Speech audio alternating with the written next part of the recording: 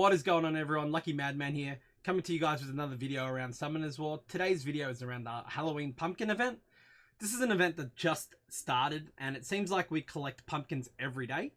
And there's two ways of collecting pumpkins. Seems like they split it up. So there's Ifrit missions and vampire missions, and you can collect 3 pumpkins doing Ifrit missions and 2 from doing vampire missions. So let's see how we do that.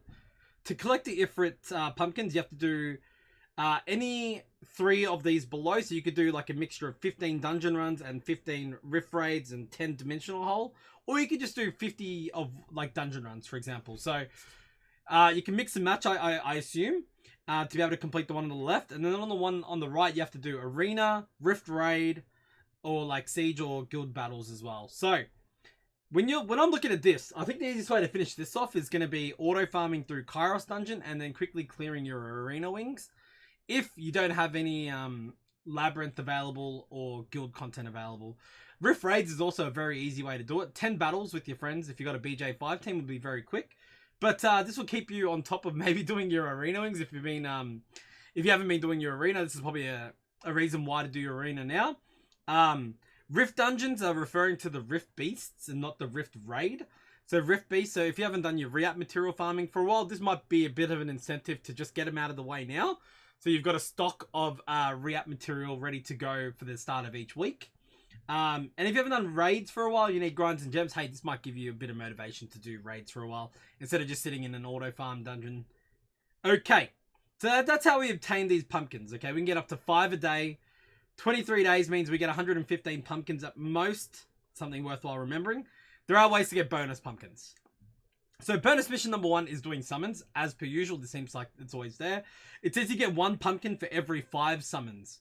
So you have to do 100 summons to get an extra 20 pumpkins. Okay, so keep that in mind. If you are just trying to buy your pumpkins, you can only get an additional 20 pumpkins by doing 100 summons, okay? Crafting runes, 20 rune crafts get you up to 40 pumpkins, it seems.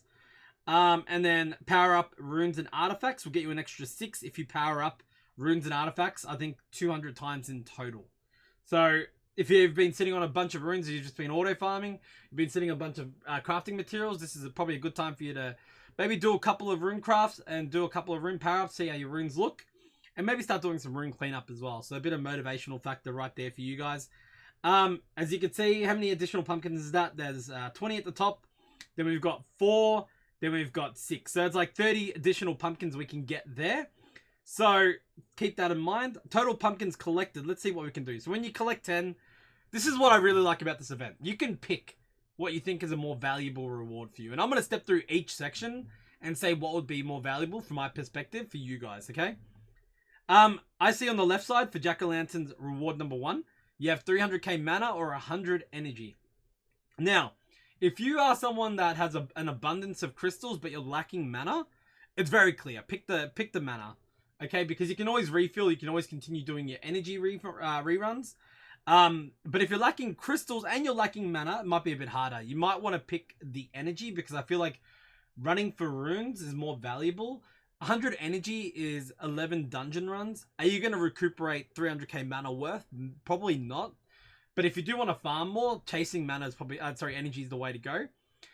If you, as I said before, if you have an abundance of crystals, not much mana, mana's a pretty clear cut. And then if you are late game and you've got a lot of mana, a lot of crystals, take the energy. 300k mana is not going to make too much difference to your pool. 100 energy means more farming. All right, on the right, 24-hour energy, double XP booster, or one of each Angelmon. To be honest, does it really matter? I mean, me personally, I've gotten to the point in the game where if I needed to 6-star a unit, I probably have it at 5-star max level already, where I can just 6-star it immediately and I get a 12-hour booster, double XP booster that way. So I end up getting double XP boost quite easily. If you are new to the game and you haven't gotten a double XP boost and you want one, this is not a bad way to get one. The Angelmons are kind of, hey, if you don't need boosters, take the Angelmon. But a booster isn't too bad if you're early game. I would recommend the booster to level up monsters if you're trying to progress over Angelmons, because only one of each doesn't make too much of a difference, whereas 24 hours of double XP boost is a pretty big difference.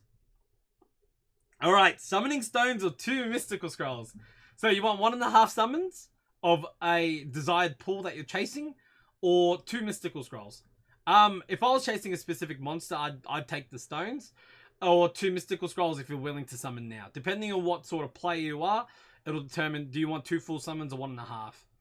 I would recommend, if you're chasing a specific unit, to take the stones. If you don't really care, you just want to summon, take the 2 mystical scrolls. It's 2 summons. 3 3-star Rainbow Mons or 1 4-star Rainbow Mon. So it comes down to, do you have a 3-star monster you want to make 4-star? Or do you just want a leveling material for to make a 4-star monster 5-star? I'd probably take the 4-star level 1 Rainbow Mon here, because getting there's a lot of ways to get 2-star Rainbow Mon max level right now that equates to your 3-star level 1 Angel Mon fodder, Rainbow Mon fodder. So my opinion on the one on the right would be taking the 4-star level 1 Rainbow Mon. It's essentially equivalent to the one on the left, the 3-star level 1s, plus the max level character unit as well. So my opinion would be taking the 4-star level 1 Rainbow Mon. And it seems like when we get to 20, we also get a background as well. It's a pretty neat looking background. Looks like it's a cabin. It's pretty cool. All right, when we have 30, we have a choice between 500k mana or 150 energy. Similar points to above. When we spoke about the 300k and the 100 energy, pick what you think is going to be right for you. If you're lacking mana, take the mana. If you're got a lot of both, take the energy. If you've got a lot of crystal refills and you're lacking mana, take the mana. So it just comes down to, if you're lacking mana, take the mana. Okay, that's my honest opinion. 150 energy is great if you're not buying crystals and you really need a farm. Then collecting the energy is also not a bad option. Depends on what your certain situation is. All right, so the other side is rune crafting materials or 150 and crystals.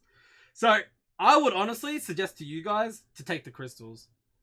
And my recommendation behind that is B12 dungeons give so much more value in crystals right now than rune crafting materials. Because rune crafts can still net you 5-star blue runes, whereas B12s get you 6-star blue minimum. So doing 5 refills of 5 by 30 crystal refills is worth more than crafting a handful of runes. Okay, so I'd recommend the crystals there. When you get 40, you have 150 summoning stones or 150 crystals. Do you want to summon or do you want refills? Okay, crystals equals refills in my eyes. I would recommend crystals over summoning stones, but the trade-off here is pretty big, right? 150 crystals is usually 2 mystical scroll summons, which if we look at above, 2 mystical scrolls, they only gave us 75. So 2 mystic summons equals 3 summons here. So you could actually go for the summoning stones if you viewed it in that sense. Or do you want to refill and farm? For the guys lacking crystals and want to play more, take the crystals. If you're chasing specific units and crystals isn't that big of an issue for you, take the 3 exclusive summons. All right, on the right we have a elemental. We have an elemental scroll or 4 mystical scrolls. Okay, so depending, if you're chasing a specific unit, take the elemental. If you're not chasing a specific unit, take the 4 scrolls. It's literally 1 extra summon. Okay. At the end of the day, you're probably going to end up with you're going to end up with 3 stars, but you never know. If you're chasing a specific elemental in that 4, you might be able to get it with this elemental scroll. So I'd recommend the elemental scroll. If you're chasing like a Lucian, take the wind scrolls, because 4 mystical scrolls, you never know. But if you're at the point where like fodder is fodder, you don't really care what element, you just want to try chase lightning, then take the 4 scrolls. All right, next one here is 4 4-star Rainbow Mons or a 5-star level 1 Rainbow Mon. Similar to my points above around the 3-star Rainbow Mons or the 4-star Rainbow Mon. Do you need to make a 4-star monster 5-star, or do you need just fodder to make 6-star units? Because I think the value is in taking the 5-star level 1 Rainbow Mon, because it's equivalent to 4 4-star Rainbow Mons plus a max level 4-star Rainbow Mon. So I think the value is in the 5-star, unless you are still relatively early and still making 5-star units. Then taking the 4 4-star is not a bad option as well. So on the right, we have a choice between the Awakening Force, which allows you to awaken any monster between 3 and 5-star, or a Super Angel Mon. So it comes down to how far in the game are you. Is getting essences hard, or is leveling units hard? I feel like the Super Angel Mon's pretty good here to be able to get a unit from level 1 to level 40 when it's 6-star level 1, once you've just made it 6-star. Pretty easy way to make a unit to max level. But I think sometimes awakening a unit can be a pain in the butt. So me personally here, I would probably be taking the Awakening Force, because I can 6-star a unit relatively easily. I just throw on a Vampire set on a unit, put on a double XP, let it auto farm in scenario, and it gets to level 40 by itself. Doesn't bother me too much. Doesn't take up too many of my crystals. But again, if you are lacking crystals, then maybe you would consider the Angelmon as well. So, depending on how hard it's for you to grind out a max level monster, or would you rather go through the hassle of searching for awakening materials? Okay, so keep that in mind. Okay, this is where it gets really interesting. Okay, number 70 gives us a choice of a immemorial grind or gem. Now, when you're doing R5, gems are very hard to come by, especially useful gems. Now, they're giving us an option of a legend, grind, or gem. I would almost recommend taking the gem just because it's rarer to get. But it says it's random property, so you can't actually decide what it's going to be. I would take the gamble on a gem because you don't know what it's going to end up with, but it's high risk, high reward. I feel like a grind, it's kind of in the middle, but the last thing you want to end up with is like a flat death grind. But then would you rather end up with a flat death gem? What would be more valuable for you? A HP % grind or a HP % gem? I've got a lot of runes that are looking for gems, especially legend quality gems. So I'm going to be taking the enchanted gem over the grind. Just because it has so much more value because they're a lot rarer to farm from what I've experienced so far. On the right, we have a choice of a legend 6-star rune or 2 re-ups. Okay, so this comes down to how far in the game are you? Do you have a lot of 6-star runes? You can actually pick the rune, it seems. So I wonder if you could just pick the type, but not the slot. So I think it'll tell you what rune type do you want. Violent, will, swift, despair, blah, blah, blah, blah. Most of the times I'm going to recommend taking a violent rune here. Or a will rune would probably be the other one. If you already got an abundance of violent runes and will runes, and you're literally just re-upping runes like I am right now, I'm probably going to take the re-up.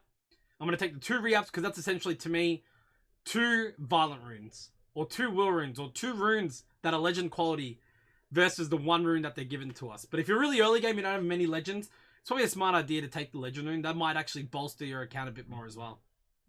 Alright, again, another interesting one. 90 points, you can get up to a full legendary scroll, or an LD and a Devilmon.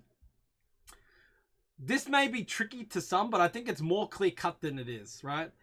A legendary scroll gets you a nat 4, potentially a nat 5, 6.5% chance for a nat 5. But I think if you're late game, you're going to be looking at the LD and the Devilmon. You want those guaranteed rewards. You already get a legendary scroll from TOA normal, TOA hard. A legendary scrolls are nice to have, but I think the value is in the LD and the Devilmon. Purely because the Devilmon is a guaranteed skill up, and the LD is a chance of something, right? So do you take the guaranteed skill up in a Devilmon, or do you take a guaranteed 4-star in a legendary scroll? But you need to give up the LD to be able to get that legendary if you're doing it this way in the event. So, comes down to where you're at in the game. If LDs don't impact you too much, you can always take the 50 pieces. There's nothing wrong with taking the 50 pieces on one side. But I would almost guarantee, I would recommend for sure taking the Devilmon over 50 legendary pieces. A Devilmon is just worth way too much in this game for you to give up on for just one summon. Don't get debated by seeing 2 sets of 50 that you're going to take both to do 1 legendary scroll summon. Get the legendary scroll pieces from elsewhere. They do drop in guild shop. They drop in the normal shop. You can farm out your guild shop as well, like your actual for like 200 points in guild points per 5 pieces. You can buy it that way as well. Do not give up a Devilmon for 50 pieces. It's not worth it in my opinion. Definitely the Devilmon on the right. The one on the left, you can kind of go, well, do I need LD? Do I need to take a gamble on a 3-star LD or a guaranteed 4-star with legendary pieces? For me, legendary pieces, elemental nat 5s don't mean too much. I'm going to be taking that LD scroll because I'm going to take a gamble and see if I can get an LD nat 5 or a lightning out of it. And I'm taking that Devilmon. But that looks like that's the end of the event. I hope this video helps you guys decide what you want to do with the event. If you guys have any differing opinions, feel free to share it in the comment section below. I'm always down to listen to your guys' thoughts because that helps me understand maybe I'm suggesting the wrong things, or maybe I might be leading people down the wrong way, and I want to try and get better at not doing that. So your guys' opinion does mean a lot. If you did like this video, make sure you leave a like. And if you do like my content, make sure you subscribe to the channel to see more of it in the future. Anyway, that's going to do us for now. Thank you very much for tuning in, and goodbye.